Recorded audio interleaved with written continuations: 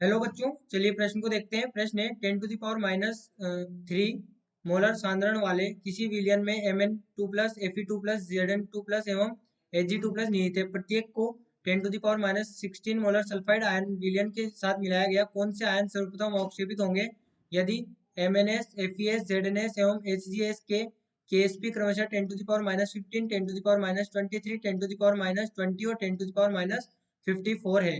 विकल्प है iron sulphide, विकल्प है मैग्नीज सल्फाइड, विकल्प डी मर्करी सल्फाइड और विकल्प डी जिंक सल्फाइड। देखिए यहाँ पर हम बात करें प्रश्न की मुख्य अवधारणा की। मुख्य अवधारणा तो देखिए यहाँ पर जब समान प्रकार के लवण हो, समान लवण, तो उनके लिए यहाँ पर जब हम अवक्षेपण की बात करते हैं, अवक्षेपण, तो अवक्षेपण व्युत्क्रमानुपाती होता है केएसपी मान के। ये हम कब कहते हैं? जब समान प्रकार के लवण हो। यहाँ पर जो दिए गए हैं MnS, FeS, MnS, FeS और इसके बाद में दिया गया है ZnS और HgS। अब ये क्या है? ये यहाँ पर समान प्रकार के लवण है। समान प्रकार के लवण, समान प्रकार के लवण हम क्यों कह रहे हैं? क्योंकि यहाँ पर इनकी सभी की जो यहाँ पर मैग्नीज सल्फाइड जैसे आयरन सल्फाइड है।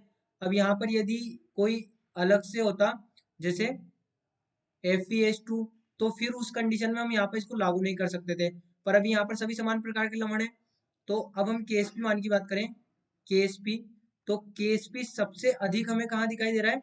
सबसे अधिक हमें दिखाई दे रहा है 10⁻−15, 10⁻−15।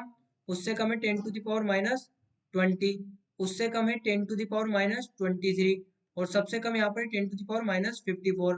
तो 10⁻15 किसका है? ये है मैग्नीज सल्फाइड का। उससे कम किसका है? वो यहाँ पर है आयरन सल्फाइड का। यहाँ पर ये जिंक सल्फाइड का।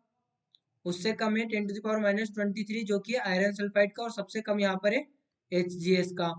तो अब ये यहाँ पर हमने किसका क्रम लिखा है? ये लिखा है KSP का। अब अवक्षेपण क्या है? KSP के व्युत्क्रमानुपाती है। तो अवक्षेपण KSP के व्युत्क्रमानुपाती है, यानी कि अवक्षेपण का क्रम क्या होगा? HgS is greater lesser than, HgS is greater than FeS is greater than ZnS is greater than MnS, यानी कि सबसे अधिक अवक्षेपण किसका होगा? HgS का। तो यहाँ पर हमारा सही विकल्प क्या हो जाएगा? विकल्प सी। तो बच्चों आशा करते हैं आपको प्रश्न समझ आया होगा। धन्यवाद।